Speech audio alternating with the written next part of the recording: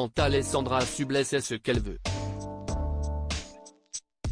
Alors quand elle n'a plus envie, elle ne se pose pas 1000 questions et elle fonce. CIST ainsi que sa vie a toujours été rythmée en fonction de ses envies, de son bien-être aussi. CIST la raison pour laquelle elle a d'ailleurs abandonné la télévision.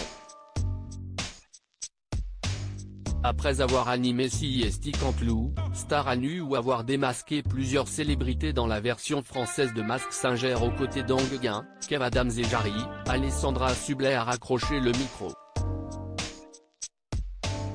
Du moins celui de l'animation.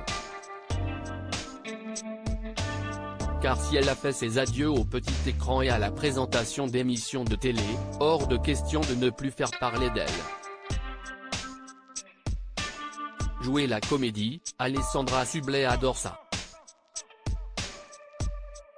Alors plutôt que de se tourner les pouces et d'entamer une reconversion aux antipodes de ce qu'elle a pu connaître jusqu'à présent, Alessandra Sublet s'est lancé un nouveau challenge, loin des prompteurs, celui de devenir actrice.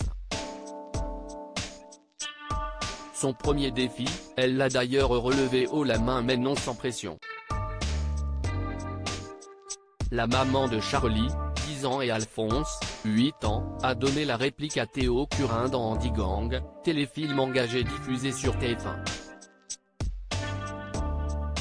Elle y incarnait la maman de l'athlète, amputée des 4 membres, prêt à défendre sa cause et celle des autres pour se faire une place de choix dans la société malgré le handicap.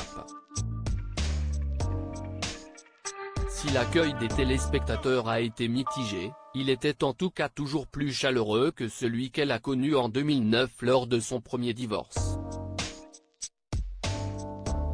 Loin de l'exemple que vous donnez avant d'épouser Clément Miseré et de fonder une famille avec lui, Alessandra Sublet a connu un premier mariage éclair de quelques mois à l'issue duquel elle s'est elle-même remise en question. Plus tôt, ce matin-là, assise dans un café près du tribunal, je me suis pourtant copieusement flagellée, me disant que j'étais folle, inconscient, totalement immature de m'être mariée pour divorcer en un temps record, écrivait-elle dans Jean-Mère de Cendrillon, son livre autobiographique paru aux éditions Robert Laffont.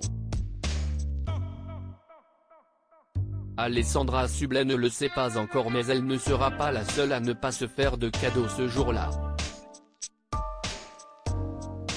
En débarquant dans la salle où se trouvait la juge et son futur ex-mari, l'animatrice s'est pris une sacrée réflexion en pleine face, ce n'est pas tous les jours que l'on acte le divorce d'une marieuse d'agriculteur.